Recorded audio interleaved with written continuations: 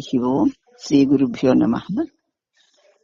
మనం గురు ఉపదేశ రత్నమాలలో నిన్న నరకుడు అంటే ఎవరు, నరకుడి మీద విజయము అంటే ఏమిటి చెప్పుకున్నాము.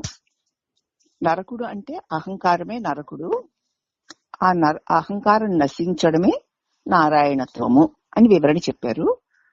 ఈ నరకుని మీద విజయము అన్న అంశం మీద తర్వాత అంతర్ముఖత్వం అంటే ఏమిటి అన్న అంశాన్ని కూడా చెప్పుకున్నాము. దాని గురించి ఒకసారి వివరణ చెప్తాను.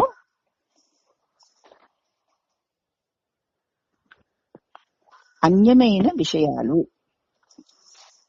ఇంద్రియాల చేత అన్యమైన విషయాలను తెలుసుకునేది ఏదో దాన్ని అహంకారం అంటారు. ఇప్పుడు అహంకారం అంటున్నాం కదా, అహంకారం అంటే ఆకారంతో కలిస్తే అహంకారం అని కూడా చెప్పుకున్నాం.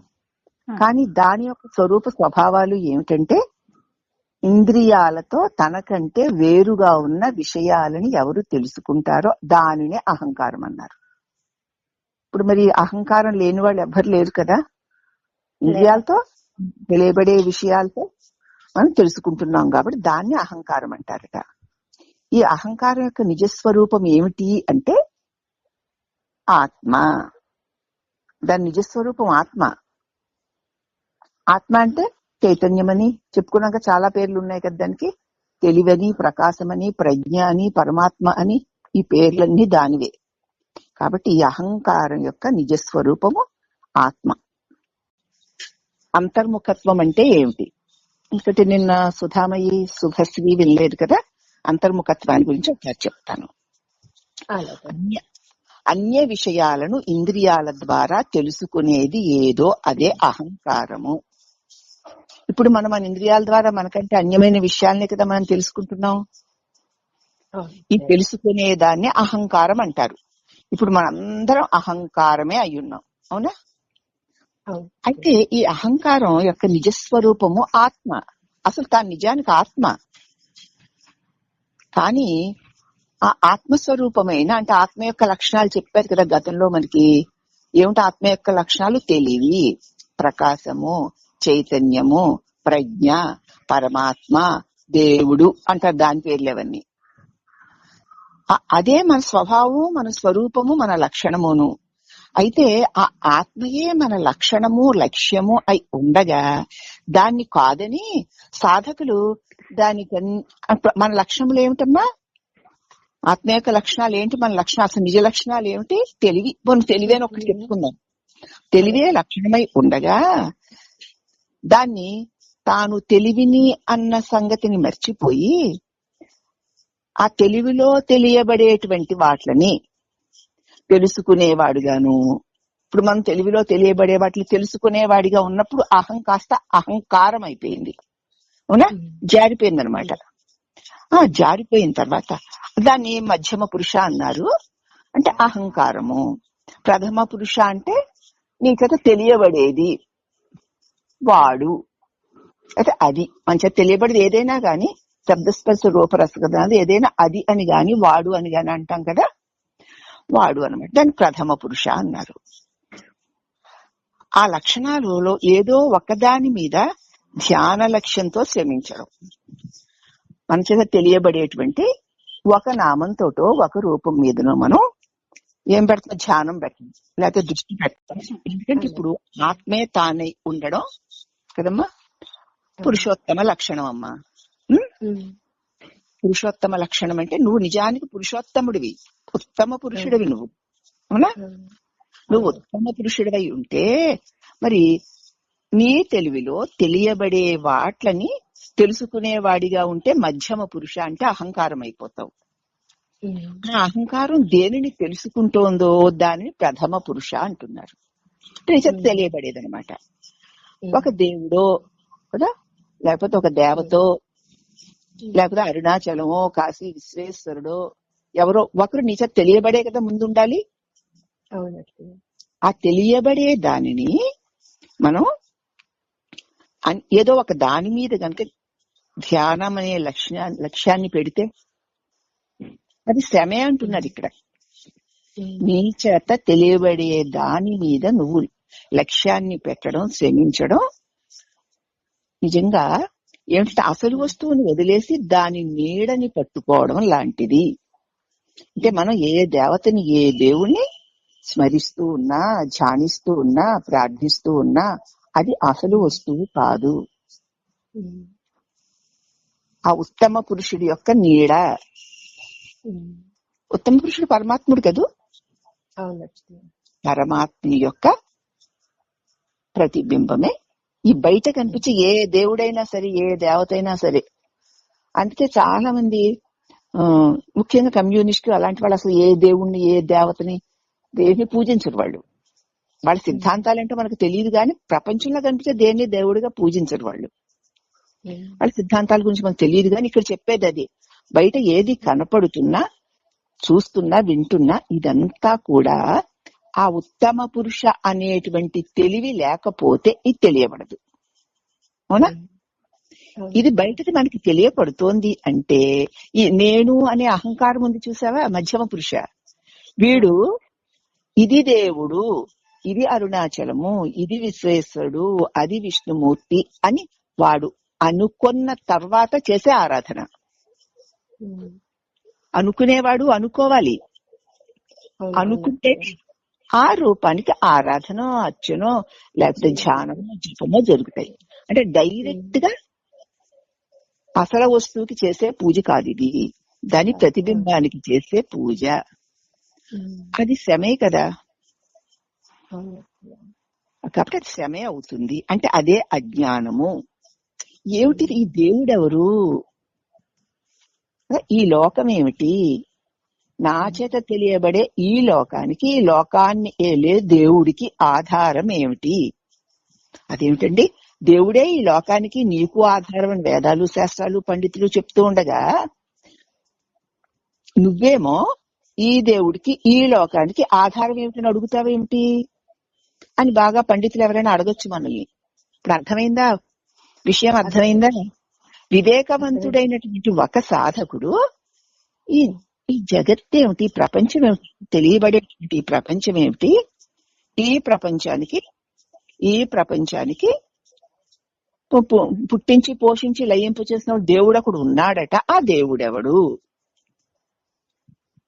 అని ప్రశ్న ఎవరికైతే కలుగుతుందో వాడికి ఇదిగో ఇది నిజమైన దేవుడు కాదురా, ఇది జగత్తని, నేను అనేటువంటి వాడిని ఒకడు ఉన్నానని, నా చేత ఈ జగత్తు తెలియబడుతోందని, ఈ జగత్తులో ఒక రూపము దేవుడని అనుకునేవాడెవడో చూడు అంటున్నారు భగవాన్.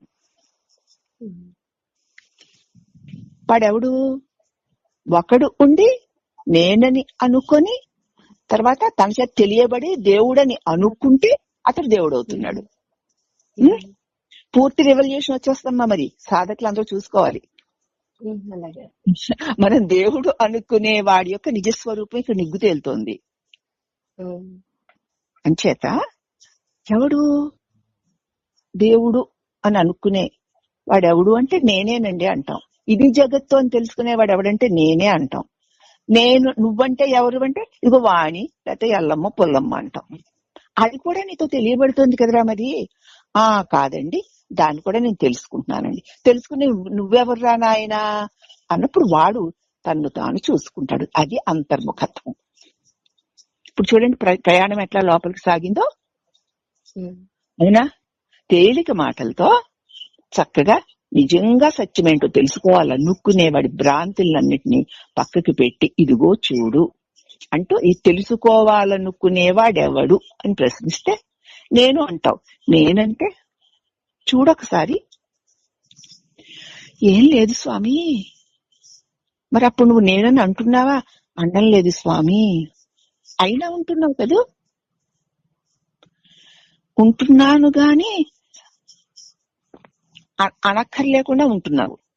ఇప్పుడు మనందరం అనక్కర్లేకుండానే ఉన్నాం. అదే పురుషోత్తముడు, అదే పరమాత్మ, అదే దైవము, అదే తెలివి. ఏ తెలివి చేత, ఏ ప్రకాశము వల్ల నేను అని అనగలగడము, నేను అని అనుకోవడము, మేనిలో ఉన్న ఇంద్రియాల ద్వారా ఇది జగత్తు అనడము, ఈ జగత్తుని ఏలే ఒక దేవుడున్నాడు అనుకోవడం. అవునండి, ఇదే ఇప్పుడు దాకా మనం చేస్తున్నాం. దేవుడు ఉన్నాడా? ఉన్నాడు. ఆ దేవుడు ఈ లోకాన్ని లేడంటే ఏమిటి? ఈ లోకాలన్నీ సృష్టించిన వాడెవడు? పాలించి పోషిస్తున్నాడు ఎవడు? నిన్ను నన్ను పాలించి పోషిస్తున్నవాడు దేవుడే కదా అంటాం కదా. అని అంటోంటి విని ఉన్నా అని తెలుసుకునేవాడెవడు? ఈ తెలుసుకునే తెలివి రూపమైన వాడొకడు లేకపోతే తెలియబడేదేదైనా తెలియబడుతుందా? మరి తెలివి రూపమైన వాడు ఒకడు ఉండాలి కదా. వాడెవడు అంటే నేనంటాం. మరి నువ్వంటే వాణివా ఇక తెలివా అని ప్రశ్నిస్తే ఆ తెలివైనది లేకపోతే తెలియబడే వాణి లేదు, వేణి లేదు. అవునా? ఉన్నది తెలివేగా. అదిగో అదే పురుషోత్తముడు, అదే పరమాత్మ, అదే సత్యం. ఆ ఏకైక సత్యము, ఆ ఏకైక ప్రకాశము లేకపోతే నేను అని అనడం గాని, ఈ నేను అని అనుకోవడం గాని, ఇది జగత్తు అని అనుకోవడం గాని, దీని నేలే ఒక దేవుడున్నాడు అని అనుకోవడం గాని ఎప్పుడు జరుగుతున్నాయి? ఆ తెలివి యొక్క మహాప్రకాశంలో. అదే అఖండ జ్యోతి, అతడే పరమాత్ముడు అని ఇలా గురువు ఏం చేస్తారంటే, ఎక్కడ చిక్కుపడి ఉన్నావో అక్కడి నుంచి ముందు అవును అవును మరి దేవుడు ఒకడు ఉన్నాడు కదా, ఈ జగత్తు ఉన్నది అని అనేవారికి దీనికి కారణకర్త ఒకడు ఉన్నాడు అని ఒప్పుకోవలసిందే అన్నారు ఉన్నది 40లో భగవాన్. జగత్తు ఉంది అంటే ఉంది అనేవాడికి దీనికి కారణకర్త ఒకడు ఉన్నాడని ఒప్పుకోవాల్సిందే అందరూను. అవునా? అయితే ఈ జగత్తు దేవుడు ఉన్నాడు అని అనేవాడెవడు అని పరిశీలించినప్పుడు ఏవీ లేవు, ఉన్నది అఖండ ప్రకాశమే అన్న అనుభవం కలుగుతుంది. దీన్ని కాదు అనకుండానే, ఇది లేదు అనకుండానే ఇది ఉందిలే. దేనివల్ల? దేవుడు ఉన్నాడు. దేనివల్ల? దేవుడు మహిమ వల్ల. దేవుడు మహిమ అంటే ఏమిటి? ఈ జగత్తుని చూడడం, తయారు చేయడం, ఉంచడం. అవునా? దేవుడు ఒక జగత్తును తయారు చేశాడు, చక్కగా ఉంచాడు, పెంచుతున్నాడు, పోషిస్తున్నాడు అని ఎవడు తెలుసుకుంటున్నాడు? మరి తెలుసుకునే నేను లేకపోతే ఎంత గొప్ప దేవుడు మరి 7 14 భువనాలను సృష్టించినా, అది అద్భుతంగా పోషిస్తూ ఉన్నా, దాన్ని తెలుసుకునే నేను లేకపోతే దానికి ఉనికిందా? ఏమో నాకు తెలియపోవచ్చు కానండి, ఇతరులకు తెలియచ్చు కదండి అంటారు కదా. ఆ ఇతరులకైనా తెలివి లేకపోతే వాళ్ళు తెలుసుకోగలరా? ఆ తెలివే నిజమైన దేవుడు. దానిని వదిలి దాని వల్ల ఉండగలుగుతున్న దీనిని దేవుడని అనుకుని జపాలు, ధ్యానాలు, యజ్ఞాలు, యాగాలు, క్రతువులు, దానాలు ఇవి అన్ని ఎన్నో నీడకి చేస్తున్నటువంటి సేవలే. ఇది అజ్ఞానం వల్లనే జరిగింది అంటున్నారు మా భగవాను. ఇది బాగా అర్థమై వంట పట్టించుకోవాలి. ఎవరికైనా డౌట్ ఉందా ఈ విషయంలో? ఎవరికి లేదు కదా తల్లి. ఖచ్చితంగా నేనుంటేనే. నేనంటే ఎవరు? నేను వాణిని అనేది కాదు, అన్నిటినీ తెలుసుకునేది. దాని పేరు, నిజమైన పేరు నేను. అది ఉంటేనే నేను వాణిని, నేను రామయ్యని, నేను పుల్లయ్యని అనడానికి. అవునా? అదే పరమాత్మ. ఇప్పుడు పరమాత్మ సాక్షాత్కారం ఖచ్చితంగా ఇప్పుడు అయిపోతుంది. ఇప్పుడు మనందరికీ సాక్షాత్కరించిందా? సాక్షాత్కారం అంటే ఏంటనమాట? ఏది లేకపోతే ఇది అది ఉండదో, ఏది ఉండడం వల్ల ఇది అది అన్నది ఉంటుందో అదే పరమాత్మ. మరి అది లేకుండా ఏదైనా ఉందా? ఇవన్నీ సత్యాలనుకోవడం అజ్ఞానం. ఇవన్నీ కూడా దాని వల్ల ఉండగలుగుతూ కాసేపు కలిగి కాసేపు తొలగిపోయేవి తప్ప ఇవేవి సత్యాలు కావు. శాశ్వతము, సత్యము ఆ ఏకైకమైన ప్రకాశమే. అది ఎవరు అంటే నేను. అది నేను అని అనదు, అనుకోదు. ఒకవేళ నేను అంటే తను తానే నేను అనుకుంటుంది. అది నేను అందే, ఇది అంతా ఉన్నట్లు తోస్తుంది. ఉం? ఇది తోచేదే గాని కలిగి తొలిగేదేను నేను ఆ సచ్చిదానంద పరమాత్మనే. దానినే వేదాంతాలు అహం బ్రహ్మాస్మి, నేను బ్రహ్మమును అని చెప్తున్నాయి. అంచేత అంతర్ముఖత్వము అంటే ఇది అని చెప్తున్నారు.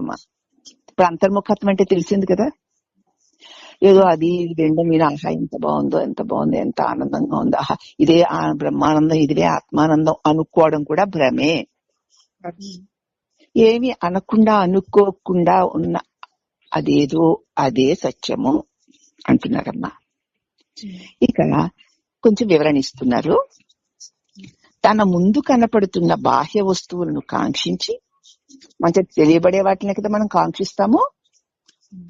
అస్తవ్యస్తమై వ్యాకులపడే మనసు ఇది అవును, అది కాదు, ఇది కావాలి, అది వద్దు అనుకుంటూ దాంట్ల కోసం ప్రయత్నాలు చేస్తూ, కొన్నిటిని వదిలించుకోవాలనుకుంటూ, కొన్నిటిని కలిగించుకోవాలనుకుంటూ వ్యాకులపడే మనస్సు ఆత్మలో కదలకుండా మెదలకుండా ఉండు అంటే ఆ అల్ప విషయాల్ని కాంక్షించే నేనెవరా అని ప్రశ్నించుకోవాలి. ఇప్పుడు ఎంత డైరెక్ట్ గా ఉందో చూడండి. అది మానేసి ఈ అల్ప విషయాలు కాంక్షించే నేను స్వామి ఇది నాకు కావాలనుకుంటున్నాను, మీరు నాకు ఇది ప్రసాదించండి అని ఎవరిని అడుగుతున్నావు? లేని జగత్తులో ఉన్నాడనుకుంటున్నటువంటి దేవుణ్ణి లేని విషయాలను అడుగుతున్నావు నువ్వు. అవునా? దాన్ని భక్తి అంటున్నాం మనం, దానిని శరణాగతి అంటున్నాం, దానిని ప్రార్థనలు అంటున్నాం. కానీ అది పోవాలి అంటే, ఈ వ్యాకులపడే మనసు ఆత్మలో ఉండాలి అంటే, ఈ అల్ప విషయాల్ని కోరే నేనెవరు అని తన ఉనికిని తెలుసుకోవడానికి ప్రారంభించడమే అసలు సాధన.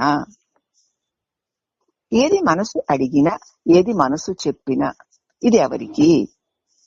నాకు. నేనెవరు అని ఆ నేనుని ప్రశ్నించడమే నిజమైన సాధన. ఇక ఇక్కడ ఏమిటంటే, ద్రష్టని చూడడానికి అంతర్ముఖత్వము లేక కనబడే వస్తువులు చూసి దుఃఖించే ఓ జీవుడా, ద్రష్టని అంటే ఆ పరమాత్మని, నిజస్వరూపాన్ని, ఆ ప్రకాశాన్ని, అతడే ద్రష్ట. అతడు సర్వసాక్షి, తనకు తానే ప్రకాశిస్తున్నాడు. ఆకాశంలో సూర్యుడు జగత్సాక్షి, కర్మసాక్షి అంటారు కదా, అలాగే తనకు తానే ప్రకాశిస్తూ ఉన్నటువంటి ఆ పరమాత్మని తెలుసుకోవడం కోసం అంతర్ముఖం అవ్వలేక ఈ కనబడే వస్తువుని చూసి దుఃఖిస్తున్నావా హోరి జీవుడా?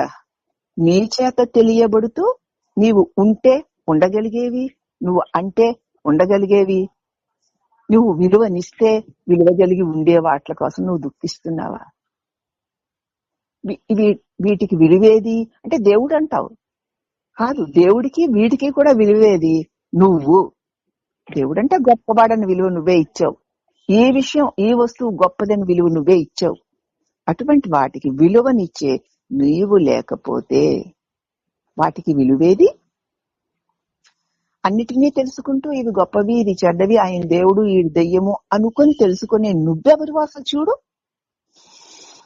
అన్నప్పుడు అలా అంతర్ముఖం కాలేక ఓహి దుఃఖిస్తున్నావా జీవుడా, లేని విషయాల కోసం, శాశ్వతం కాని విషయాల కోసం, సత్యం కాని విషయాల కోసం నీవు దుఃఖించే ఓ ఈ జీవుడా, నీ దృష్టి అన్య విషయాల మీద ప్రసరించకుండా అంతర్ముఖమై అద్వితీయంగా ఉండడమే సుఖము అని తెలుసుకో. ఇవి తెలియబడేవన్నిటికీ ఆధారమేది?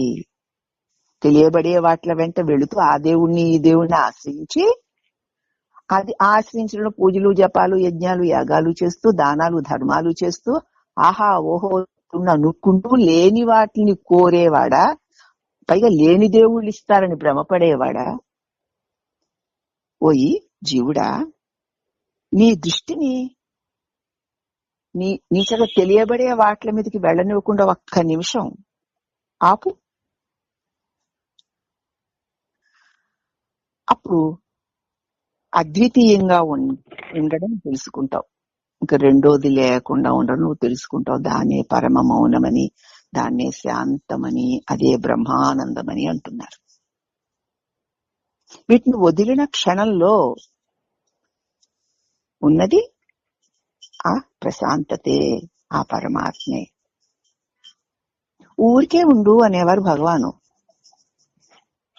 అదే ఊరికే ఉండడం అంటే అవి ఇవి ఉన్నాయి, నువ్వు ఊరి ఎక్కు, అవన్నీ ఉండాలి అంటే నువ్వు ఉండాలి, నువ్వు ఊరుకుంటే శాంతిగా ఉంటావు. ఇది అంతర్ముఖత్వంలో ఉన్నటువంటి మర్మం. అదే సుఖం అంటే కూడా.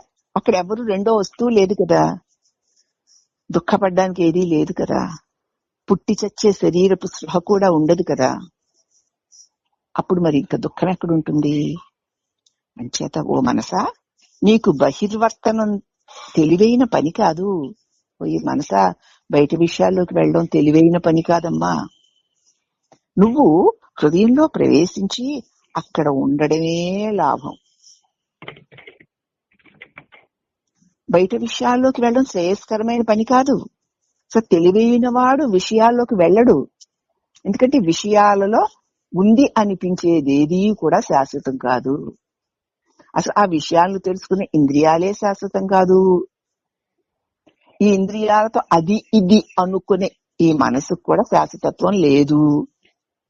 అట్టి అశాశ్వత స్వభావము కలిగిన ఈ మనసు అశాశ్వతమైన ఇంద్రియాలతో అశాశ్వతమైన విషయాలలో ఏదో సుఖముందని బయటికి వెళ్ళడం తెలివైన పని కాదు. హృదయంలో ప్రవేశించి ఉండడమే లాభదాయకం. నీకు ఆధారమైన, అంటే మనసుతో చెప్తున్నారు, మనసు అంటే జీవుడు అనమాట, అంటే మనకే. నీకు ఆధారమైన నీ హృదయంలోనే ఉన్న ఆ పరమ ప్రకాశంలో ప్రవేశించి హాయిగా ఉండు. అదే శ్రేయస్కరం. హాయిగా ఉండలేకపోతున్నావా? విషయాలు బయటికి లాగేస్తున్నాయా? మళ్ళీ ఏదో మనసులోకి ఆలోచనలు వచ్చి బయటకు వచ్చేస్తున్నాయి, శరీరంలోకి ఇంద్రియాల్లోకి వచ్చేసి వెలుపల్లి వ్యవహారాలంటే ఎంత హుషారో, ఎంత బాగా చేసేస్తాము. దానిలో పడిపోవడం, అదేదో సుఖం అనుకోవడం, అదేదో ప్రారంధం అని పేరు పెట్టడం, ఇవన్నీ ఎందుకు? నువ్వు హాయిగా నీకు ఆధారమైన ఆ పరమ సత్యంలో నిలిచి ఉండు. ఉండలేకపోతున్నావా? అవును, ఉండలేకపోతున్నాం. ఇవి లాగేస్తున్నాయి మని అనుకుంటాం. ఇటువైపుకి మనసు మళ్ళీపోతుంది, నా దృష్టి ఇటువైపు మళ్ళీపోతుంది అలవాటైపోవడం వల్ల. అంచేత ఏం చేస్తావంటే ఆ పరమ ప్రకాశం వెనుకాలకి వెనకాలకి దాక్కు. అంటే ఏమిటి? నీ దృష్టిని లోపలికి తిప్పేయి. నీ దృష్టి తెలివి కదా, వెలుగు కదా, నీ జ్ఞానం, నీ చూపు వెలిగేనా? చూపు వెలిగేనా? చూపు యొక్క వెలుగులోనే కదా లోకాలు వెలుగుతున్నాయి. వెలిగే స్వభావమే నీ చూపుని నీవు లోపలికి తిప్పేయి. ఆ లోపల ఉన్నది అఖండ ప్రకాశాన్ని అంటిపెట్టుకొని ఉండు. అదే శ్రేయస్కరం. నిన్ను బహిర్ముఖము చేసి నాశనం చేసే మాయ యొక్క తంత్రానికి చిక్కకుండా హృదయంలోనే దాక్కోని అణిగి ఉండు. బూచాడొస్తాడమ్మా అంటే పరిగెత్తుకు వెళ్ళి అమ్మ ఒళ్ళో దాక్కొని పౌడి చెంకు కప్పేసుకునే పిల్లాళ్ళలాగా ఈ జగత్తు అనేటువంటి బూచి, విషయాలు అనేటువంటి వ్యామోహం, అహంకారం అనేటువంటి ఇదో నరకాసురుడు క్రియేట్ చేసుకుంటే నీవు నీ స్వరూపాన్ని, ఆ పరమ ప్రకాశాన్ని అంటి పట్టుకోనుండు. అర్థమైందమ్మా? అంటే ఏమిటనమాట? కీర్తి కోసం నిన్ను ప్రకటించుకోవడం తెలివి తక్కువ పనని ఖచ్చితంగా తెలుసుకో. ఎందుకు ఈ పనులన్నీ చేస్తున్నావు? దీనివల్ల నీకు ఒరిగేదేమిటి, వచ్చేదేమిటి? ఇదంతా కూడా నీ అహంకారం. దాన్ని అది నిలబెట్టుకోవడం కోసం, దాన్ని ఎంతో గొప్పది, ఎంతో మంచిది అని తాను అనుకుంటూ ఇతరులు అనుకోవడం కోసం, తాను అనుభవిస్తూ ఎంతో గొప్పవి, ఆ అహంకారం అనుభవిస్తున్నది ఎంతో గొప్పవి ఇతరులు అనుకోవాలి. నువ్వెంతో ఒక గొప్ప రుచికరమైన పదార్థాన్ని తిన్నామో, విన్నామో, అన్నామో, నువ్వు ఆనందించి ఊరుకుంటావా? ఇలాంటిది ఇంకెక్కడా లేదండి, ఇంత గొప్పదండి, అంత గొప్పదండి, అది నేను అనుభవించానండి, దాని గొప్పలు చెప్తావు. చెప్పేసరికి అవతల వాళ్ళు ఆహా అంత గొప్పదట ఆవిడకుందట అని వాళ్ళందరూ ఆ గొప్పది అని నువ్వు చెప్పుతున్న దాని తెప్పల్లోకి వచ్చి పడిపోతారు. అసలు గొప్ప అంటే ఏంటో తెలియక నాకు ఏది గొప్పో అదే లోకంలో గొప్ప, అది అందరికీ లేదు, నాకుంది, అమ్మో మాకెందుకు లేకపోవడం, మాకు ఉండాలి అనుకుంటే ఇలాగ ఒకళ్ళొకళ్ళు అజ్ఞానానికి పెట్టుకునే లింకులతో మోహంలోకి లోకంలోకి వచ్చేస్తున్నాం. కానీ ఇది ఎవరికి ఎందుకు గొప్పదే, బాగుంది, అయితే ఏమిట దానికి విలువెవరు? నేనే కదా. నేను ఇది ఇంత గొప్పది అని అనుకోకపోతే గొప్పదనం లేదు కదా. మరి ఈ నేనెవరు అని చూడబోతే ఈ నేనుతో సహా అన్నీ పోయి ఆ అఖండ శాంతి మిగులుతోంది కదా. దాన్ని అంటు పెట్టుకుని ఉండడమే నిజమైన కీర్తి, అంతే తప్ప నీవు అనుభవిస్తున్న, నీవు సంపాదించుకున్న వాటిని నువ్వు గొప్ప చేసుకుంటూ దాన్ని ఇతరులు కూడా గొప్ప చేయాలనుకుని కీర్తి వ్యామోహం, దేహ వ్యామోహం నీకు దుఃఖ కారణమే తప్ప శాంతినివ్వదు. ఇక ఇప్పుడు ఎవరైనా నన్ను ఏం పొగడాలండి,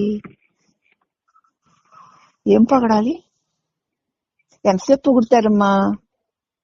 ఎవరైనా ఏం తిట్టాలి? ఎంతసేపు తిడతారమ్మా? పోనీలే, దాని వల్ల వచ్చిన నీకు నష్టం ఏంటి? నీకేం నష్టం? పోనీ పొగిడారు, ఏమిటి లాభం? నేను కీర్తి అంత కీర్తించారు, నీకేమన్నా ఆస్తి, ఉన్న ఆస్తి పెరిగిందా? తిట్టారు, ఉన్న ఆస్తి పోయిందా? ఎందుకు తుల్య నిందాస్తుతులు మౌని సంతుష్టో ఏనకేన చిత్. నిందాస్తుతులు రెండింటిని పట్టించుకోకుండా ఉండగలిగిన వాడే నిజమైన ధీరుడు అంటున్నాడు కృష్ణుడు. దాని నాకు పెరిగేది లేదు, తరిగేది లేదు అని జ్ఞానం కలిగితే ఎవ్వరు కీర్తికాంక్ష కోసం దేనిని గొప్పగా అనుకోరు, అనరు. దానివల్ల శాంతిగా ఉండగలుగుతారు అంటూ బహిర్ముఖమైన యాసలతో అలసి సొలిసిపోయి వింత వింత విషయాలను కోరుకుంటూ ఇంకా దీనికంటే బాగున్నది, ఇంకా దీనికంటే బాగుంది, అది ఇంకా బాగుంటుంది అని వాటిని పొందిన ఆనందంతో గంతులు వేసి జీవితాన్ని వృధా చేసుకోకు. ఆ ఆనందం శాశ్వతం కాదు, ఆ వస్తువులు శాశ్వతం కాదు. నెమ్మదిగా విచారణతో ఇది ఇంత గొప్పగా ఉండడానికి ఏమిటి కారణం అంటే, చాలా గొప్ప బ్రాండెడ్ కంపెనీ వాళ్ళు చాలా కాస్ట్లీగా తయారు చేస్తారు, లేకపోతే అది ఎంతో గొప్ప ఎన్నో తులాల బంగారంతో చేశారు, దానిలో వజ్రాలు పెట్టారు, వైడూర్యాలు పెట్టారు, ఈ చీర బంగారపు పోగులు కలిపి నేశారు, అందుకు అది గొప్పది. అది గొప్పదా? ఆ గొప్పదై దాన్ని ధరించే నీ మేను దానికంటే గొప్పది కదా. ఆ మేను కంటే ఆ మేను లోపల శ్వాస ఇంకా గొప్పది కదా. ఆ శ్వాసకి ఆధారముగా ఉన్న నేను నేను అని స్పందిస్తున్న చైతన్యం అంతకంటే గొప్పది కదా. ఇంత గొప్పది, ఇంత ఘనత అయినది నీ మేనులోని శ్వాసను ఉంచుతున్నటువంటి చైతన్యం. ఇప్పుడు గొప్పదేది? ఇదా గొప్పది. ఆ గొప్పలన్నిటికీ గొప్పనిచ్చేది, నిజమైన గొప్పది నీ నేను, నీ తెలివి. అది లేకపోతే ఈ విశ్వంలో గొప్ప వస్తువు ఏదైనా ఉందా? ఒక్కసారి అంతర్ముఖ దృష్టి పరిశీలించి చూడు. అప్పుడు ఏదో వింత వింత గొప్ప గొప్ప విషయాలను వాంఛించుకుంటూ, వాటిని సంపాదించుకుంటూ, వాటిని పొందామని ఆనందంతో గంతులేసి జీవితాన్ని వృధా చేసుకోకు. చక్కటి విచారణతో హృదయంలో ఆత్మస్వరూపాన్ని దృఢంగా చెప్తున్నారు కదా పరమాత్ముడే. ఇదిగో ఇది ఒక్కసారి దీన్ని మనం ట్రై చేసి చూద్దాం. ఇది ఇంత గొప్పదట. ఎవరైనా ఏదైనా గొప్పదని చెప్తే దాన్ని కావాలని ప్రయత్నం చేస్తున్నాం కదా, దీన్ని ఒకసారి ప్రయత్నం చేసి చూద్దాం. విచారణ చేసి హృదయంలో ఆత్మస్వరూపాన్ని దృఢంగా గ్రహించి అక్కడే స్థితమై ఉండడమే నిజమైన శ్రేష్టత. అక్కడికి వెళ్ళిక అన్నిటికీ వీరికి నేనుంటేనే ఏదైనా ఉన్నాయి, నేనుంటేనే నేనుంది, నేనుంటేనే ఇంద్రియాలున్నాయి, ఇంద్రియాలుంటేనే విషయాలున్నాయి. ఆ విషయాలకి నేను విలువని కలిగిస్తేనే విలువైనవి. మరి ఎందుకు మిగతా మహాయోగులందరూ జగత్తు విషయాల్లో, జగత్తులో ఉన్నటువంటి ఎంత గొప్ప వాటినైనా సరే ఒక చిన్న మరి గడ్డి పరక కంటే కూడా అల్పంగా ఎందుకు చూస్తున్నారు? అసలు స్వయంగా వాటికి ఏ విలువ లేదు, స్వయంగా వాటికి ఏ ప్రత్యేకత లేదు, ఏ ఘనత లేదు. వాటికి ఘనతను ఆపాదించి గొప్పవని అనుకునే ఈ అజ్ఞాని ఉన్నంత కాలం అవి అలాగే ఉంటాయి. వీడెవడాన్ని ప్రశ్నిస్తే వీడి వెర్రితనమే లేదు. ఆ అఖండ ప్రకాశ సన్నిధానంలోనే సమస్త దృశ్యాలు, సమస్త లోకాలు ప్రకాశింపబడుతూ విలువ కలిగి సజీవంగా చైతన్యవంతంగా ఉన్నాయి అని నీకు ఈ అంతర్ముఖ దృష్టితో ఉండడం వల్ల ఆత్మస్వరూపాన్ని చక్కగా తెలుసుకొని, ఓహ్ అది కదా, అది లేకపోతే ఇది ఏదీ లేదు కదా, విలువలకన్నిటికంటే విలువైనది నా హృదయంలో వెలుగుతున్న ఆ తెలివి స్వరూపమైన పరమాత్ముడు అని తెలుసుకున్నాక ఈ విలువలేని వస్తువుల్లోకి ఇక జారవు. ఆ విలువైన వస్తువుని వదులుకోవు. ఇంతకీ ఇవి ద్వైత భావమే దుఃఖానికి కారణమైంది. నేను నా చేత తెలియబడి ఇది వచ్చేసరికి, నేనుంటే ఏమీ బాధ లేదమ్మా, నా చేత తెలియబడిది వచ్చేసరికి దుఃఖం. అదే అశాంతిని కలుగజేయడం వల్ల ఆ ద్వైత మోహానికి లోబడక చిత్తవృత్తిని ఆపు. నేను అంటేనే కదా, నేను ఉంటేనే కదా ఇవన్నీను. కాబట్టి అవి నా వల్ల ఉన్నాయి గాని నేను వాటి వల్ల కదా అవి లేకపోయినా నేను ఉండగలను.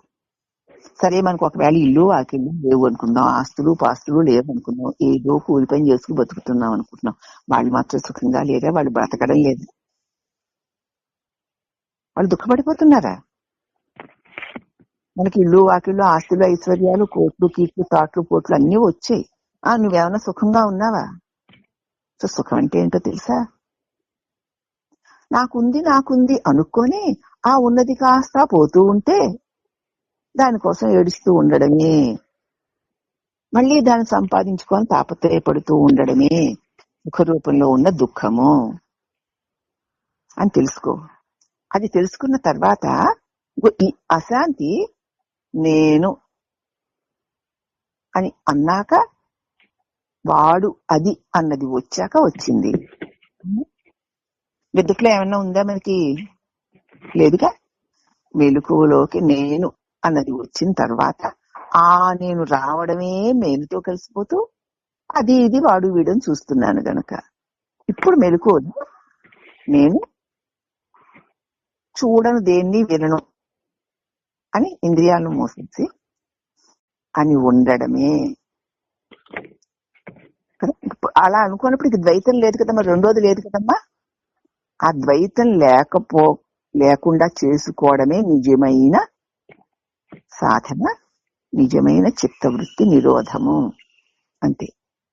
అది చెయ్యకుండా మీరు ఎన్ని చేయండి సుఖంగా ఉన్నామన్న సుఖము యొక్క ఆభాసే తప్పది శాశ్వత సుఖం కాదు. దుఃఖంగా ఉన్నామన్నది దుఃఖ ఆభాసే తప్ప అది నిజమైన దుఃఖం కాదు. మన దుఃఖాలు కావు, మన సుఖాలు కావు. నన్ను నేను మరిచిపోవటయే దుఃఖము, నన్ను నేను ఎరుగుటయే సుఖము. తెలిసింది కదమ్మా. మనం అనుకునే సుఖ దుఃఖాలు కావు. నన్ను నేను మర్చిపోయాను, అదే దుఃఖం.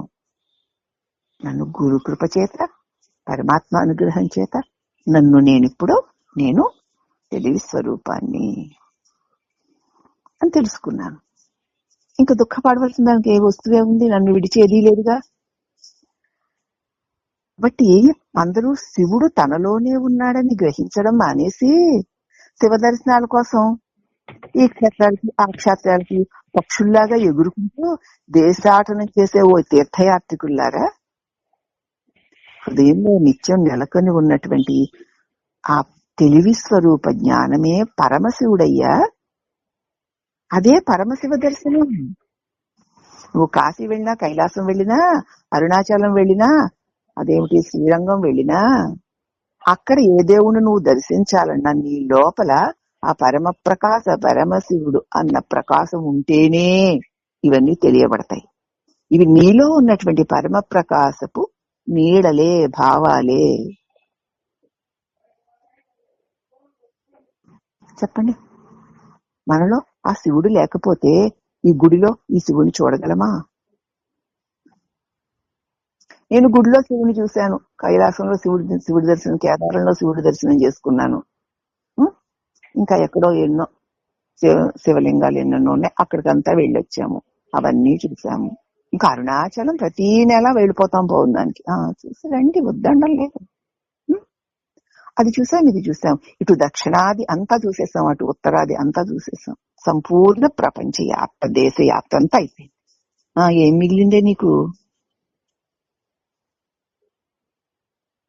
అవి చూసొచ్చాం, ఇవి చూసొచ్చామనే అహం మిగిలింది అంతే. అహం పోవడం కోసమే మనం ఏదైనా చెయ్యద్దు, కానీ అహాన్ని బాగా బలిపింపు చేసుకుంటున్నాం. ఇవన్నీ చూసొచ్చాను నేను. ఓహో, నా లోపల ఎవరుంటే ఏదింటే చూశాను అని ప్రశ్నించుకో. ఏదుంటే చూసావు? ఆ పరమ ప్రకాశం ఉంటే, ఆ తెలివి ఉంటేనే ఏదైనా ఎప్పుడైనా ఎక్కడైనా ఉండగలదు. ఆ పరమ ప్రకాశ శివుడు నీలోనే ఉండగా,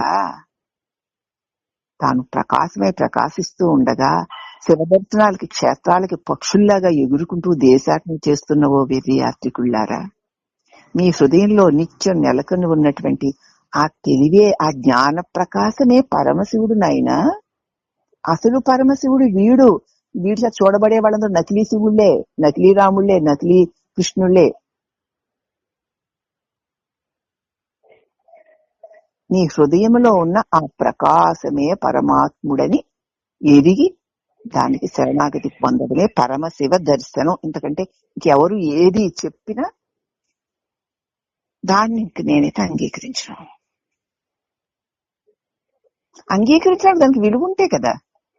ఈ విలువని తెలిసాక ఇంక దేనికి విలువిస్తాం తల్లి? విలువలకన్నిటికీ విలువకి నీ హృదయంలో వెలుగుతున్న ఆత్మారాముడే కదా. వాళ్ళకి ఇవన్నీ వీడికి ఏం విలువ ఇవ్వవా? దీనివల్ల ఉండగలుగుతున్నవి అవి ఇవి ఇవన్నీ విలువైనవా? అంతకంటే వెలితనం ఉందా అంటున్నారు ఇక్కడ. అందుచేత తెరచి ఉంచిన తెరచాప గాలికి ఊగి పాడైపోతుంది కదా. మనం ఏమైనా పడవలో వెడుతూ ఉన్నప్పుడు గాలివాటును బట్టి తెరచాప ఎత్తుతారు. గాలి సమానంగా ఉంటే తెరచాప ఎత్తరు. గాలివాటును బట్టి మనం ఇలా వెళ్ళాలి కాబట్టి ఈ తెరచాప ఎత్తితే మనం ఈజీగా వెళ్ళిపోతామని ఎత్తుతారు. అలాగా ఏ అవసరం లేకుండా ఆగిపోయి ఉన్నటువంటి పడవ యొక్క తెరచాపని తెరిచి ఉంచారనుకో, అది గాలికి ఊగిపోయి పాడైపోతుంది. అలాగే మనస్సుని బహిర్ముఖంగా వ్యాపించడం వల్ల చెడు తెచ్చుకుంటుంది. నీకేం పని? ఊరికి అది ఇది బయటకు వెళ్ళిపోయేసరికి లేని చేట్లు తెచ్చుకుంటుంది. అట్లాగా కాకుండా సముద్రంలో పడి ఉన్న లంగరు వలె మనస్సు హృదయంలో మునిగి ఉండడమే జ్ఞానం. ఆ వాడని లంగరు వేసి నిలబెట్టాడు, ఇంకా సముద్రంలోనే ఉంది, కానీ అది ఎక్కడికి కదలదు కదమ్మా. అలాగే మన మనసుని సముద్రంలో పడిన లంగర్లాగా మనసుని హృదయంలో ఉంచడమే జ్ఞానము. అదే సాధన అంటున్నాను. సాధించవలసిన వస్తువేమీ కాదు, సాధ్యమై ఉన్న వస్తువు ఎదిగి దాన్ని అంటి పెట్టుకుని ఉండడమే. బయటికి ఎంతో వేగంగా దూసుకుపోయే మనస్సుని అది కట్టాలట. క్షణం కూడా ఇది ఆగదు, రెప్పపాటు కూడా ఆగదు. దాన్ని అరికట్టి హృదయంలో స్థిరంగా నిలిపి కాపాడడమే ముముక్షులు చేయవలసిన. మరి అదే అయితే చంచలమిహి మనః కృష్ణ అని పాపం ఏడ్చాడు అర్జునుడు. నిజమేనయ్యా, చంచలమైందే, కానీ అభ్యాస యోగేనతతో అన్నాడు. మళ్ళీ మళ్ళీ చేస్తూ ఉండు అని. మళ్ళీ మళ్ళీ చేస్తూ ఉంటే నువ్వు కృష్ణ కృష్ణ మళ్ళీ మళ్ళీ అనుకోమని, నువ్వే రక్ష అనుకోమని ఒక అర్థం. లేకపోతే ఆ కృష్ణుడి గుడికి వెళ్ళో రాముడి గుడికి వెళ్ళో పూజలు జపాలు చేసుకొని ఒక అర్థం. మరి దిగులో సాధకులకి తర్వాత వాటికి కృష్ణ కృష్ణ కృష్ణ కృష్ణ అనుకుంటూనే ఉండు అనేది రెండో అర్థం. కానీ మనకి అది కాదు పరమార్థం. మన పరమార్థం ఏమిటి అంటే, చంచలంగా వెళ్ళిపోతున్న ఈ మనసుకి అనేక విషయాలు తెలుస్తుంటే ఇవి ఎవరికి తెలుస్తున్నాయి? నాకు, నేనెవరు అనేసరికి సమస్తము లేనిదే అయిపోతుంది కదా. ఈ సులువు తెలుసుకున్నవాడు అవన్నీ బరువులే. ఆ గుడికి వెళ్ళాలంటే కాలము, కర్మము, దేశము, కాయము అన్ని నీకు అనుకరించాలి. నీ ఆరోగ్యం బాగుండాలి, నీ మనసుకి ఇష్టం ఉండాలి, అలాగే వానావరద రాకుండా ఉండాలి. ఆ ప్రదేశాలు లేకపోతే ఆ తీసుకువెళ్లే రైల్లో, ట్రైన్లో, విమానాలు అవి అన్ని నీకు సమయానుకూలంగా అనుసరించాలి, ఉపకరించాలి. అవన్నీ జరిగితే నువ్వు అక్కడికి వెళ్ళి ఆ దేవుడిని దర్శించుకోగలుగుతావు. దీనికి ప్రకృతిలో నుంచి ఇన్ని సహకారాలు ఉంటేనే నువ్వు వెలుపల ఉన్న ఒక గుడిలో ఉన్న దేవుడిని నువ్వు చూడగలుగుతావు. అవునా? కానీ నీలోనే నిన్ను ఉంచుతున్న నీ నిజస్వరూపాన్ని నీవు చూడడానికి, నువ్వు పొందడానికి ఏం చేయాలి? ఎవరి సహకారం కావాలి? దేశకాలాల సహకారం కావాలా? దేహాల సహకారాలు కావాలా?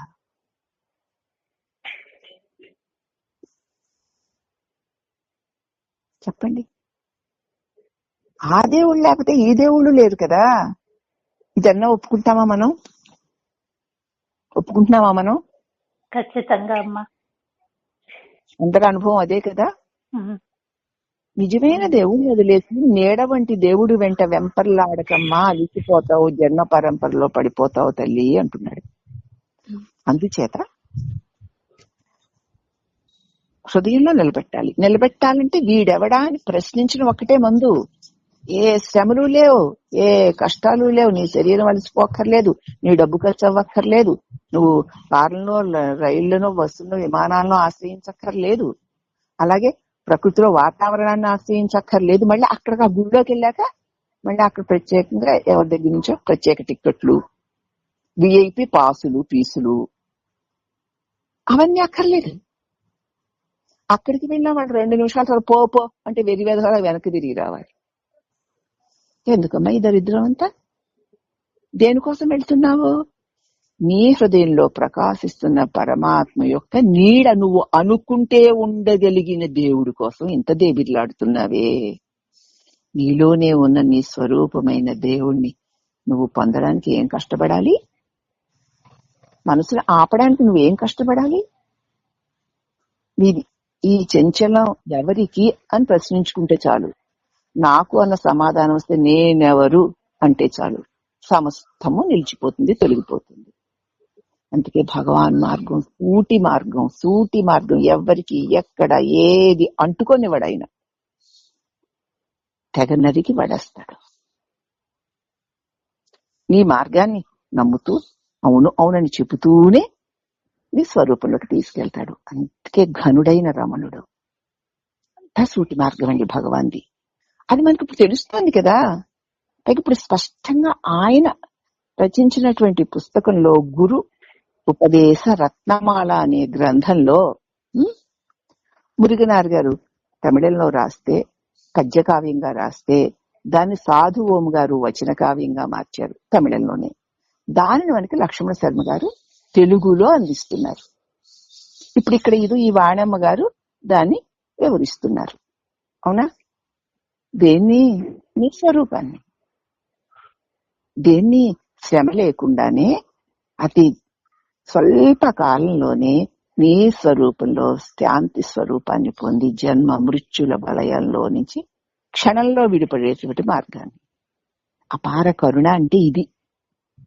లేకపోతే మనకి ఎలా వస్తుంది?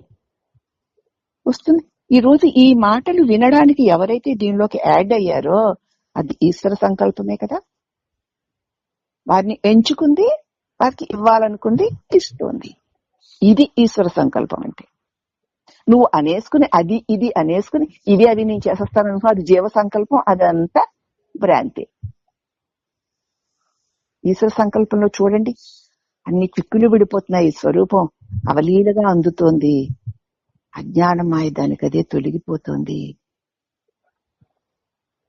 హాయిగా సుఖంగా మనం మన స్వరూపంలో, సత్య స్వరూపంలో, నిజమైన పరమాత్మలో చక్కగా ఉండగలుగుతున్నాం.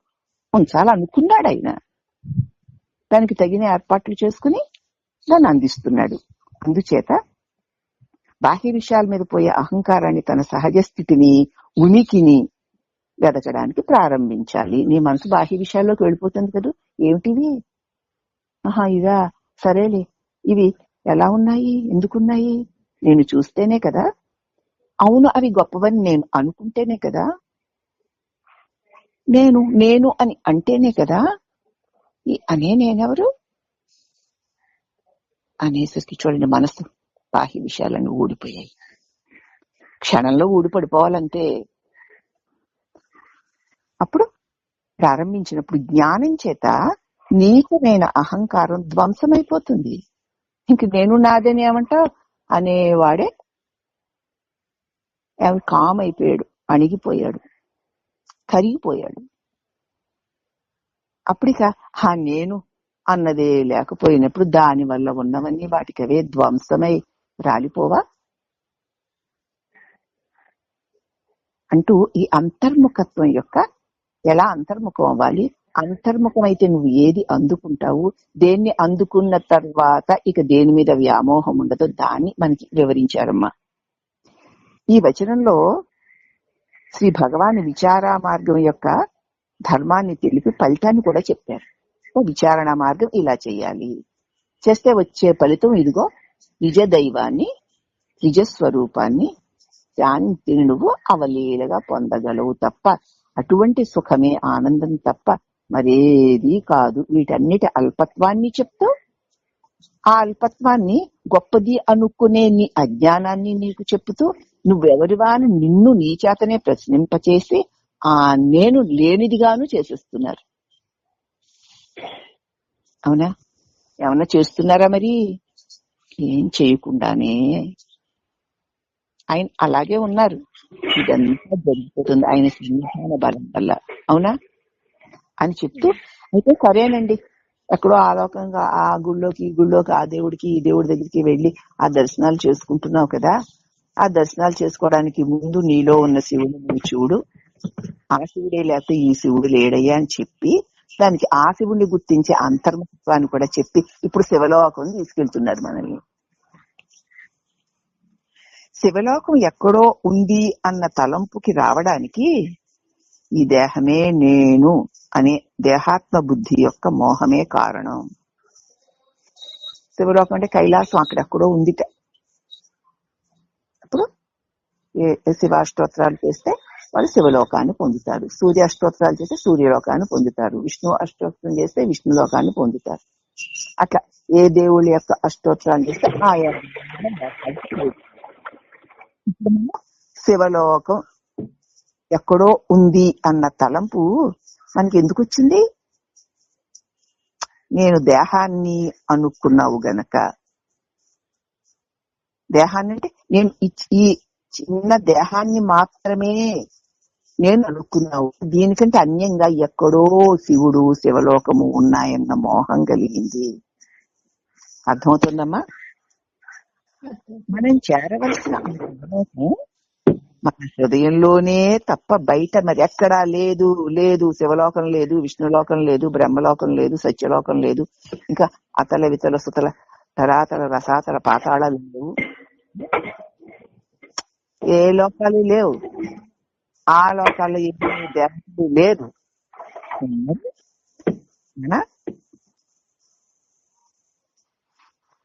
చేరవలసిన ఆ శివలోకం మన హృదయంలోనే తప్ప మరి ఎక్కడా లేదు. ఆ శివస్వరూపమే సమస్తమును ప్రకాశింపచేస్తూ విలువలేనివన్నీ విలువగలిగినట్లు ఉన్నాయి అని చూసేవాడికి కనిపిస్తున్నాయి. కానీ ఉన్నది ఆ పరమాత్మ ప్రకాశమే అనుకున్న వాడికి ఆ లోకాలు కూడా లేవు, పరమాత్ముడు ఒక్కడే అన్న అనుభవం కలుగుతుంది. అదే శివ దర్శనం, అదే మోక్షం. అల్పమైన దేహాత్మ భావం చేతనే శివలోకం ఎక్కడో ఉందని అనుకోవలసిన అవసరం కలిగింది. అవునా? మరి ఈ దేహమే నేను అనుకున్నావు కాబట్టి నాకంటే వేరుగా ఎక్కడో శివలోకం ఉంది అనుకున్నావు. నిజానికి మన యథార్థం, మన పరంధామం, నిజానికి మన యథార్థం పరంధామం, మన యథార్థమైన పరంధామం ఉండే జగజ్జీవేశ్వరులు మొదలైన కల్పనలు సృష్టింపబడ్డాయి. నీ నిజస్వరూపంలో నుంచే, ఆ చైతన్య ప్రకాశం నుంచే ఏమొచ్చే జగత్తు, జీవుడు, ఈశ్వరుడు అన్న భావనలు వెలువడ్డాయి. ఆ సృష్టి యొక్క మూలస్థానం ఏమిటి? మన ఆత్మస్వరూపమే. నాయందే వెలుగుతున్న అఖండ ప్రకాశంలో నేనన్న భావన కలిగేసరికి ఆ భావన మేనన్న అజ్ఞానంలో పడ్డం చేత జగత్తు, జీవుడు, ఈశ్వరుడు ఉన్నారు, ఇదిగో ఈ కనపడేది జగత్తు కదా, నేనేమో జీవుణ్ణి, ఈశ్వరుడు ఎక్కడో ఉన్నాడు, ఆ ఈశ్వరుడు దగ్గరికి నేను వెళ్ళాలి అన్న భావన ఎందుకు కలిగింది? ఈ దేహం నేనన్న భావన ఉండడం వల్ల. ఇది ఎవరికా అని ప్రశ్నిస్తే నాకు అని సమాధానం వస్తే నేనెవరా అని అహంకారం ప్రశ్నించుకుంటే నేను చచ్చి అఖండ సత్యమే మిగులుతుంది. ఇప్పుడు ఇక్కడే నేను చస్తుంది, అఖండ సత్యమే, అది చస్తే అఖండ సత్యమే మిగులుతుంది. ఇది అడ్డొచ్చే మబ్బు, ఈ మబ్బు పోతే సూర్యుడు ప్రకాశించినట్లు ఈ నేనన్న ఆ తలంపు పోయేసరికి తానైన ప్రకాశం విస్తరించి వ్యాపించి శాంతితో నిండిపోతుంది. కాబట్టి ఇదే భగవత్ సాక్షాత్కారం, ఇదే మోక్షం, దీన్ని అంటు పెట్టుకొనుండు అంటున్నారు. కాబట్టి ఈ సృష్టి యొక్క మూలస్థానం మన ఆత్మస్వరూపమే గనక అదే శివుడు, అదే శివలోకం అని తెలుసుకోవలసిన బాధ్యత నేను అని అరుణాచలమో దేవుడో ఇంకేదో కాశీయో రామేశ్వరం అనుకునే వారందరి బాధ్యత ఎన్నిటిని ఉన్నాయని అనిపించే ఎవరా అని ప్రశ్నించుకుంటే అన్నిటినీ ప్రకాశింపచేసేదేదో అది నీ హృదయంలోనే ఉంది, ఇదే నువ్వు అని తెలుసుకోవడమే నిజమైన జ్ఞానం అని చెప్తూ, పరంధాము నీలోనే ఉన్నది అనే బైబిల్ వాక్యం కూడా ఇదే. ఎక్కడో లేదు, దేవుడి లోకం, దేవుడి రాజ్యం ఎక్కడో లేదు, నీలోనే ఉంది, దేవుడు నీలోనే ఉన్నాడు అని బైబిల్ కూడా చెప్తుంది. అంచేత శివలోకము ఒకటి ఉందని, అది ఒక అద్భుత ప్రపంచంలాగా ఆహా ప్రకాశిస్తూ ఉంటుందని, అక్కడ నందీశ్వరుడు, భృంగీశ్వరుడు, నారద తుంబుర్లు, విష్ణువు, మరి బ్రహ్మదేవుడు, ఇంకా అష్టదిక్పాలకులు, అనేక మంది దేవతలు అందరూ పరివేష్టించి ఉండగా ఒక తెల్లని మంచు కొండ మీద పార్వతీదేవిని తన శరీరంలో అర్ధభాగాన్ని తో చేసుకుని అక్కడ పరివేష్టించి ఉంటాడు శివుడు. అది శివలోకం. అందరూ ఆయన సేవించుకుంటూ ఉంటారు అని కదా శివపురాణం అవి చెప్తూ ఉంటాయి, మనకి చెబుతూ ఉంటే వింటూ ఉండి ఇప్పుడు మనం అనుకుంటూ అంతరంగంలో చూస్తున్నాం. ఎక్కడ చూసావమ్మా? ఇప్పుడు శివలోక దర్శనం అయ్యిందా? పుస్తకాల్లో చెప్పే శివలోక దర్శనం, పురాణాల్లో చెప్పే శివలోక దర్శనం ఎక్కడయింది? మన హృదయం అయ్యిందండి. ఆ శివలోక దర్శనాన్ని చూచే నువ్వెవరు? నువ్వు లేకపోతే శివలోకము దాని దర్శనము అవుతుందా? ఆ నువ్వెవరు అనేసరికి ఆ చూసే నేను, ఆ చూడబడే శివుడు కూడా ఊడి అఖండ ప్రకాశం మిగులుతుంది. ఈ జ్ఞానం లేదనుకో, ఆ శివుడు ఊడి అఖండ ప్రకాశం ఊడి ఈ మాయ దిమ్మ, ఈ చీకటి అజ్ఞానంతో మిగులుతున్నాం మనం. దేహంలో పడిపోయావా, మాయ దిమ్మలో పడి మాయలోకంలో పడి తిరుగుతావు. గురువు తీసుకెళ్లి ఎత్తిపెట్టి నీలోనే నీ చేతని లోకాన్ని చూపించి ఆ శివుడిని, ఆ శివలోకంలో ఉన్నటువంటి దేవతలని చూసే నిన్ను నీకు చూపించి ఈ నువ్వెవరా అని ప్రశ్నిస్తే ఈ నేను ఆ శివలోకము ఊడిపోగా తానైన పరమాత్మగా మిగిలిపోతున్నావు. ఇది అంతర్ముఖంలో గురువు మనకి అందించేటువంటి అమృతత్వం. అది అయ్యింది. మళ్ళీ ఆ దివ్య ప్రకాశాన్ని మరిచిపోయావా? శివలోకం ఎలాగూ లేదు, మళ్ళీ ఇగో ఈ భూలోకం, ఈ శరీరం అనే మా లోకం, ఈ దేవితనం, దానిలో ఆహాలు, ఈహీలు, ఓహోలు. చూడండి మావు అంటున్నారు కదా, ఎంత చిటుక్కున ఆ అగాధంలో పడిపోతున్నామో. ఆ పరమాత్ముడు ఎత్తిపెట్టి ఎంత ఉన్నత స్థితికి తీసుకెళ్లి కూర్చోబెడుతున్నాడో. ఆ విలువ తెలుసుకుంటే ఆహా అఖండ ప్రకాశమా, అఖండ జ్యోతి అరుణాచల, అనంత శక్తి అరుణాచల. ఎవడు అరుణాచలం అంటే? హృదయ కుహర మధ్యే కేవలం బ్రహ్మ మాత్రం. అహం అహం ఇది సాక్షాత్ ఆత్మరూపేణ భాతి, హృది విసి మనసా స్వం చిన్వత మధ్యతావా. పవనచరణ రోధ ఆత్మనిష్టో భావత్వం. గాలి లేని చోట పెట్టిన దీపంలాగా అఖండ ప్రకాశములో ప్రకాశమయుండు. అదే నీ నిజస్వరూపం, అదే పరమాత్ముడు, అది నువ్వైపు. ఇప్పుడు నిజమైన శివ దర్శనంతో పాటు, శివ అనుభవంతో పాటు శివత్వమే సిద్ధించిందా లేదా? ఒక క్షణంలో శివత్వం సిద్ధిస్తుంది, ఒక క్షణంలో శివత్వం కూడా సిద్ధిస్తుంది. నీ ఇష్టం, శవంగా ఉంటావు శివంగా ఉంటావు అంటూ తన ఉనికి చేత ఇతర లోకాల ఒక్క ఉనికి, తాను ఉన్నానన్న జ్ఞానం చేత ఇతర లోకాల గురించి జ్ఞానం కలుగుతుందా లేదా? నువ్వు ఉండావు కాబట్టి ఇతర లోకాలు ఉన్నాయనుకుంటున్నావు. నువ్వు ఉన్నావు అన్న జ్ఞానం చేతనే ఇతర లోకాలను గురించి నువ్వు తెలుసుకోగలుగుతున్నావు. నువ్వు ఉన్నావు కాబట్టే కదా ఇతర లోకాన్ని, ఒక భావనా లోకాన్ని చూపిస్తే ఆ ఉన్న నువ్వే కదా చూసావు నీ మనోనేత్రంతో. ఆ జ్ఞాన నేత్రమే లేకపోతే ఆ దృశ్యమేది లేదు కదా. కాబట్టి జ్ఞానమే ప్రకాశమే నీ స్వరూపమయ్యింది, నువ్వు అఖండ ప్రకాశమే అని ఉన్నావు అని అర్థం. భక్తులు ఇప్పుడు మనమే కదూ తమ మనస్సు అణిగినటువంటి నిష్టలో ఇంతవరకు పొందని ఒక కొత్త అనుభవాన్ని పొందుతారు. పొందుతారు అంటున్నారు, పొందుతారా? పొందామా? పొందామా? మనం పొందామమ్మా, పొద్దుంప చేశారమ్మా.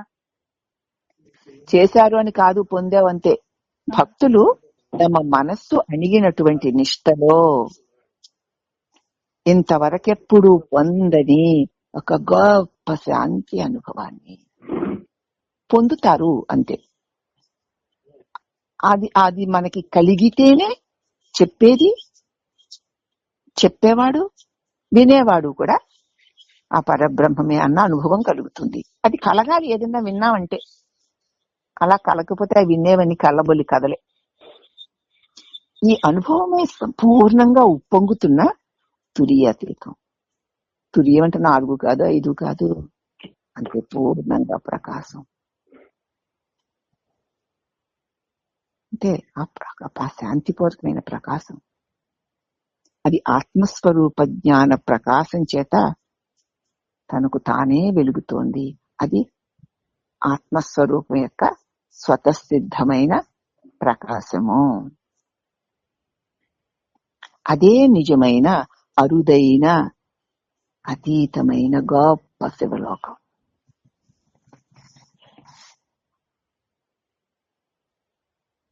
ఇప్పుడు చూడండి ఎక్కడుంది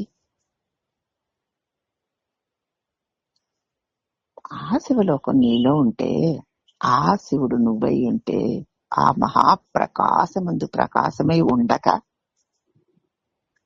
ఆ ప్రకాశాన్ని పట్టుకుని దిగజారి ఈ దేహంలో దూరి ఈ చీకటి గదిలో నుంచి, ఈ చీకటి ఇంటిలో నుంచి, ఈ 9 కన్నాల్లోంచి తొంగి చూస్తానంటావేమిట్రా వెర్రి దొంగ వెధవ. దొంగాడు కదా తొంగి చూస్తూ ఉంటాడు. ఈ దేహం అనే నవద్వారపురంలో పంచ జ్ఞానేంద్రియాల ద్వారా వెలికి తొంగి చూసి దొంగలాగా ఒక జగత్తు ఏదో ఉందనుకుని ఆ విషయాన్ని అనుభవించాలని తాపత్రయపడుతున్నావా? ఎప్పుడైనా నిజమైనటువంటి అదేమంటారు ఇన్స్పెక్టర్ వచ్చంటే, లంచాలు పుచ్చుకోని ఇన్స్పెక్టర్ అంటే మంచి గురువు, లంచాలకి లొంగిపోని గురువు కాదు, ఇన్స్పెక్టర్ కాదు. కరెక్ట్ అయిన గురువు వచ్చాడంటే, హే పచ్చి దొంగ, పిచ్చి దొంగ, ఈ దొంగ చూపులు ఎందుకురా, నీకేం కర్మ? ఆ దొంగ విషయాలు ఎందుకురా, నీకేం కర్మ? చూడు, నీకు వీటితో పని లేదు, రా అని చెప్పి ఆ విషయాల నుంచి, ఆ ఇంద్రియాలని మన్నించి వీడిని తన నిజ స్వరూపంలోకి తీసుకెళ్లి దూరం చేసి పడేస్తాడు. ఇప్పుడు నిజ గురువు చేసిన పని ఏమిటి? దొంగ, అజ్ఞాని, పాపి, దేహం నేను అనుకున్న మోహంతో ఈ చీకటి గుహలో ఆ కన్నాల ద్వారా తొంగి చూస్తూ లోక విషయ వ్యామోహాల్లో పడి అవి కావాలి ఇవి కావాలి వెంపర్లాడుతూ ఏం తప్పు? దొరికాడా నిజమైన గురువు, అంతే, వాడికి ఆత్మసింహాసనం వచ్చేస్తుంది. ఇప్పుడు చెప్పండి, అదే గొప్ప శివలోకం. కాబట్టి శివలోకం అంటే ఇంద్రియ గోచరముకు దేవతలు, వస్తువులు ఉండే ఒక స్థలము అనుకోకండి. ఇంద్రియాలు కనపడే అనేక రకరకాల దేవతలును అక్కడ ఉన్నటువంటి, అదే మణిద్వీప వర్ణం చేస్తారు కదా, ఏవో ఈ మణులట ఆ మణులట, ఇందరు నీరాలు పెట్టారు, అక్కడ ఇవి పెట్టారు, అక్కడ అవి పెట్టారు, అదేదో అది ఏం లోకం అన్నాను ఇప్పుడు, ఏమిటి మణిద్వీపం, మణిద్వీపానికి మహామణులు, అదే అవి కావు. అలాగా ఇంద్రియాలకు గోచరమగే దేవతలు, వస్తువులు ఉండే ఒక స్థలము అనుకోరాదు. ఇంద్రియాతీతమైన జ్ఞానమే, ఇంద్రియాలను వెలిగిస్తూ ఇంద్రియాలతో ఏమాత్రము అంటుకోని జ్ఞానమే నిజమైన శివలోకము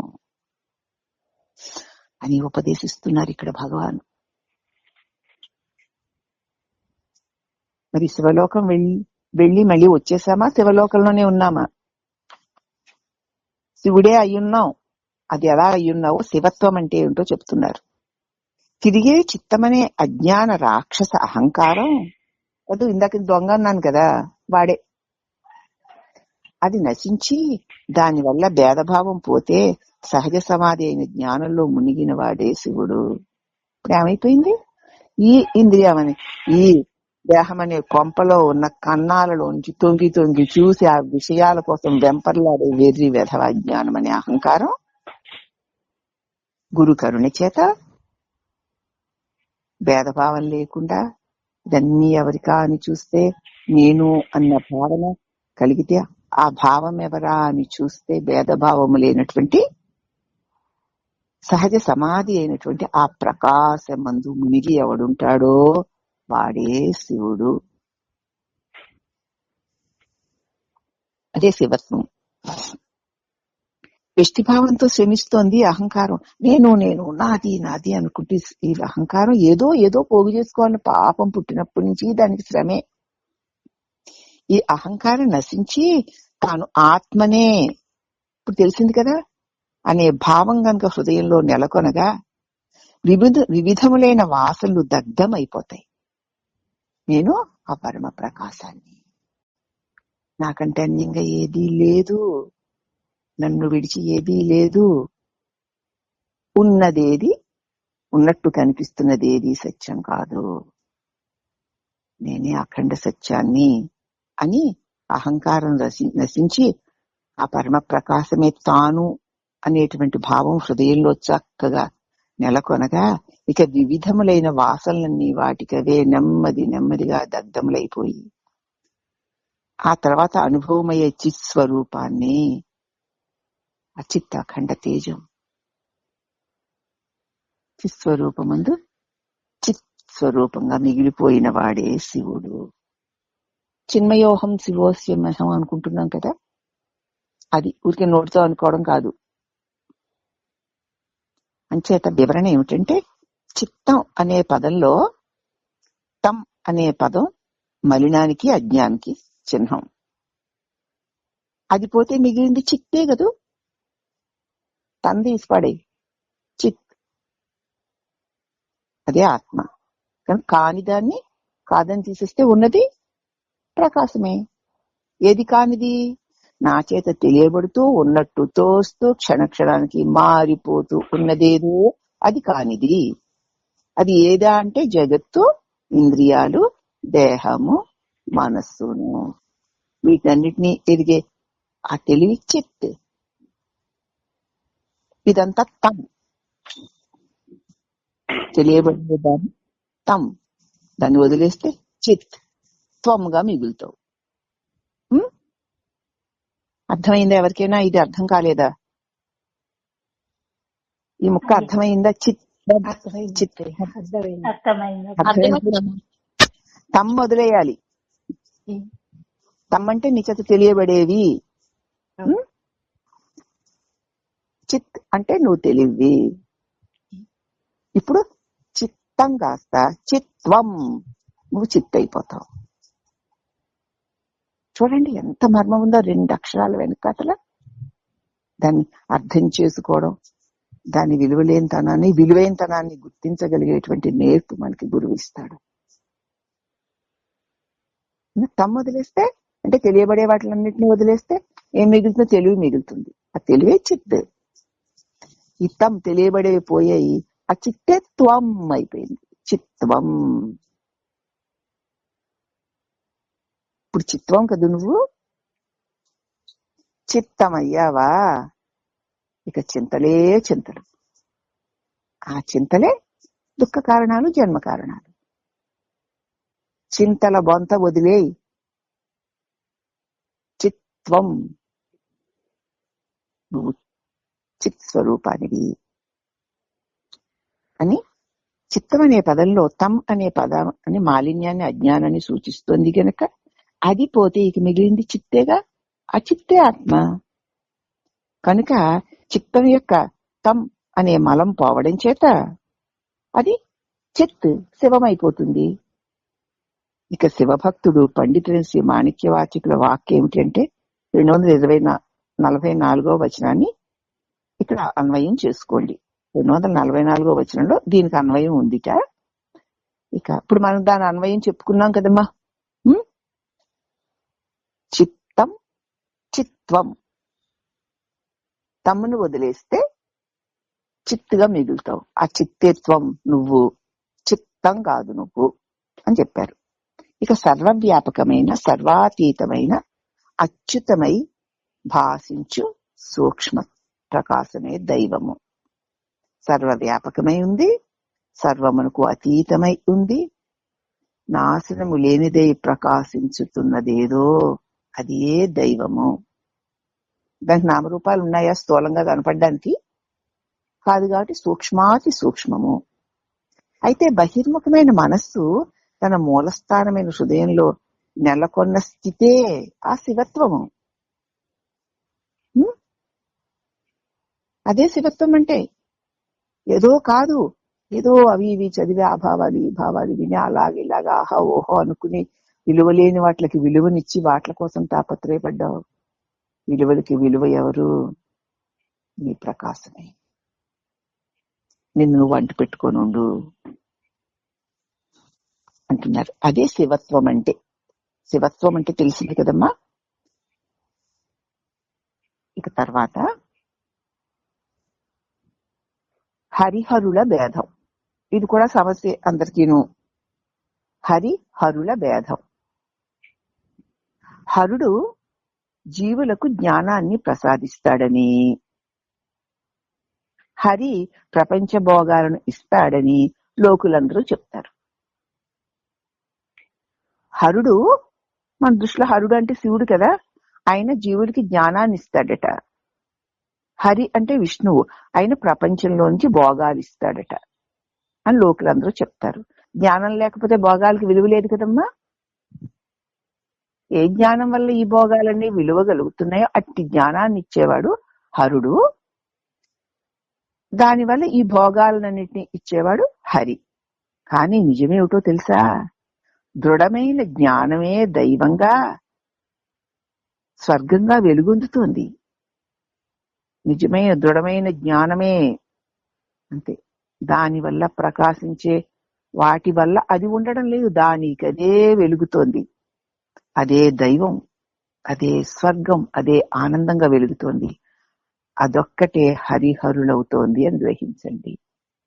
అదే హరి, అదే హరుడు. అంటే జ్ఞానము, ఆ జ్ఞానం వల్ల ప్రకాశించే ప్రపంచము. అవునా? జ్ఞానం అంటే హరుడు. ఈ జగత్తుని ప్రకాశింపచేస్తూ ఉన్నవాడు ఆయన కదా. ఈ జగత్తుకి విలువనిస్తూ దీనిలో ఏదో సుఖము అందిస్తున్నవాడు హరి. హరి హరుడు ఇద్దరు ఒక్కటే. హరుడే హరి, హరుడి వల్లనే హరి, హరి వల్లనే మళ్ళీ హరుడు తెలియబడతాడు. అవునా? ఇప్పుడు మనకి జ్ఞానం ఎట్లా తెలుస్తుంది? ఈ జగత్తు ఉంది అనుకుంటున్నావు గనక ఈ జగత్తు ఎవరి వల్ల ఉంది అనే ప్రశ్న వస్తే దైవం వల్ల అంటే దైవం ఎవరు అని చూస్తే సద్గురువు వచ్చి దైవం నీ హృదయంలో వెలుగుతున్న ఆ శివుడే, ఆ జ్ఞానమే. ఆ జ్ఞానంలో ఇవి అన్ని గోచరింప చేస్తూ ఉన్నాడు ఆయన. ఈ గోచరింప చేసేవాడిని సజీవవంతంగా ఉంచుతున్నాడు ఈయన అని. ఈ సజీవంతంగా ఉన్నంతసేపు దీన్ని హరి అంటారు, సజీవం చేసేవాడిని హరుడు అంటారు. హరిహరులిద్దరూ ఒక్కరే అని తెలుసుకుంటే సరిపోతుంది. హరి హరుడు అన్నదానికి భేదమే లేదు అమ్మా. ఇందాక అనుకోకుండా నువ్వు పొద్దున్న ప్రభావతి ఇక్కడ కూర్చుంటే హరి హరుడు అంటారు. మా భగవతి పుస్తకంలో ఉందనే తెలియదు. హరుడు హరి, హరుడు అంటే హరించేవాడు, దాన్ని హర అంటారు. హరి అని సున్నా పెట్టారనుకో, ఇతడు తెగ నరికేవాడు. వీడు అదే చేస్తున్నాడు, వాడు అదే చేస్తున్నాడు. ఎవరు అతన్ని ఆశ్రయించారా వారి అజ్ఞానాన్ని హరించువాడు హరి. ఇక మళ్ళీ తన సంహరించేవాడు హర. ఈ హరి అజ్ఞానాన్ని అణుచుతాడు, ఆ హరుడు చంపుతాడు. ముందు అణగాలి, తర్వాత చావాలి. అవునా? ఇదే హరిహరత్వం. దానికి ఏమని చెప్పారు ఉపదేశసారంలో? వాయురోధన లీయతే మనః జాలపక్షివాద్రోధ సాధనం. ముందు వాయు నిరోధం చేత లోకాల వెంట తిరిగే మనస్సుని వలలో పడిన పక్షిలాగా పట్టుకోగలుగుతాం. అవునా? అది ఆ పక్షి వలలో పడినా గిలగిలా కొట్టుకుంటూ ఉంటుంది, వల పడింది కదూ. దానికి ప్రాణబంధన లీయతే మనః ఏకచింతన నాస్యమేత్యదః. వలలో పడవేయడం అన్నది హరి పని అయితే, మనసును చిక్కబెట్టాడనమాట. హరి పని అయితే ఏకచింతన అంటూ హరించే పని హరుడిది. ముందు ఈ హరిగారు మనకి ఆ మనసు గారిని తీసుకొచ్చి వలలో పడేసి ఇవ్వాలి. అవునా? అది జరగకపోతే దాన్ని ఎట్లా చంపుతాం? చంపాలంటే ముందు పట్టుకోవాలి. ఆ పట్టుకునేలాగా చేసేవాడు హరి, దాన్ని సంహరించేసేవాడు హరుడు. చూడండి, ఒకేసారి సాధనలో వాయురోధనాలో హరి కదా, ఇక్కడ ప్రాణబంధనాలో హరుడు అయిపోయింది. మా ఉపదేశాలు ఇంత అద్భుతంగా ఉంటుందమ్మా అని చెప్తూ, అదే హరిహరులకు భేదము అని తెలుసుకోండి. ఇప్పుడు సరే, హరిహరుల యొక్క వివరం చెప్పారండి. శివుడు శక్తి అంటారు కదా, దాని వివరం కూడా చెప్పండి. మూలమైన తనని వదిలి ఆత్మస్వరూపాన్ని వదిలి మనస్సే తన రూపంగా ఎగసి ఆ అద్భుత చిచ్చక్తి ఏ మాత్రము ఉండగలదా? తన మూలమును విడిచి దానిలో నుంచే ఎగసి వచ్చినటువంటి ఆ శక్తి ఉండగలదా? నిప్పుని విడిచి నిప్పు రవ్వ ఉండగలదా? ఎప్పుడు నిప్పుని విడిచిందో ఆ నిప్పు రవ్వ కాసేపు నిప్పులా ఉండి దూడిగా కింద పడిపోతుంది కదా. నిప్పు రవ్వకి ఆ రవ్వ అనేటువంటి మెరుపు నిప్పు నుంచి వచ్చింది. అవునా? నిప్పును విడిచిందా అది ధూళైపోతుంది కదూ. అంచేత తన మూలమైన తనని వదిలి, తన్ను తాను వదిలి మనస్సే తన రూపంగా ఎగిసిన ఆ అద్భుత చిచ్చక్తి ఏమాత్రము ఉండలేదు. కాబట్టి తానెవరు? తన మూలమైన ఆ పరమాత్ముడే. ఆ పరమాత్మని విడిచి అతడి శక్తి ఎప్పుడు ఒక్క క్షణం కూడా ఉండలేదు. శివుడిని విడిచి శక్తి ఒక్క క్షణం కూడా లేదు. మనస్సు ఉదయించే ఆ హృదయమే శుద్ధ పరమాత్మ. విడిచి వచ్చినప్పుడు ఒకవేళ మనస్సు రూపమ్మా బాగా అర్థం చేసుకోండి, ఇక్కడ చాలా సూక్ష్మం చెప్తున్నారు. మనస్సు అన్నది ఒకటి ఉన్నది అందాం, లేదు అంటే నా మనసులో ఆలోచనకి ఇవన్నీ చేస్తున్నాయి. మనస్సు అన్నది ఒకటి ఉన్నదా? ఉందండి బాబు, ఒక్క నిమిషం కుదురుగా ఉండదు, ధ్యానం చేయనివ్వదు. ఇది ఏవో చెప్తాం కదా, ముందుగా అది కూడా జరుగుతుంది కదా, మనకి ఏవేవో ఆలోచనలు వస్తున్నాయి కదా. మరి మనసు లేదని అలా చూపించలేం గాని మనసు లేదని అనలేం కదా. మనసు ఉన్నదా? ఉన్నదా మనసు? ఒకసారి చూడు. ఒకవేళ ఉంటే తనకు ఆధారమైన ఆ మహాశక్తిని విడిచి అది ఉన్నదా? ఉందా? ఉండగలదా? కాబట్టి మనస్సు నిండా ఆ శక్తే ఉంది.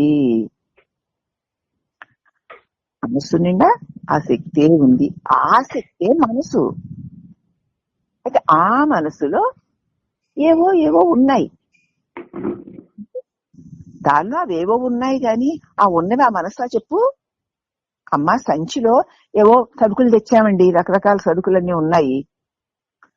ఆ సంచి ఆ సరుకులు అవుతుందా? కాదమ్మా. మరి ఆ సంచిలో సరుకులు ఉన్నాయి, అలాగే మనసులో వాసనలు ఉన్నాయి. వాసనలు మనసు కాదమ్మా తల్లి. కాబట్టి సంచిలో వాసనలన్నీ తీసేస్తే సంచికి ఏమీ లేవుగా, అలాగే మనసులో వాసనలన్నీ తీసేస్తే మనసుకి ఏమీ లేదుగా. ఆ మనసు ఎవరు? ఆ చిత్ స్వరూపమే.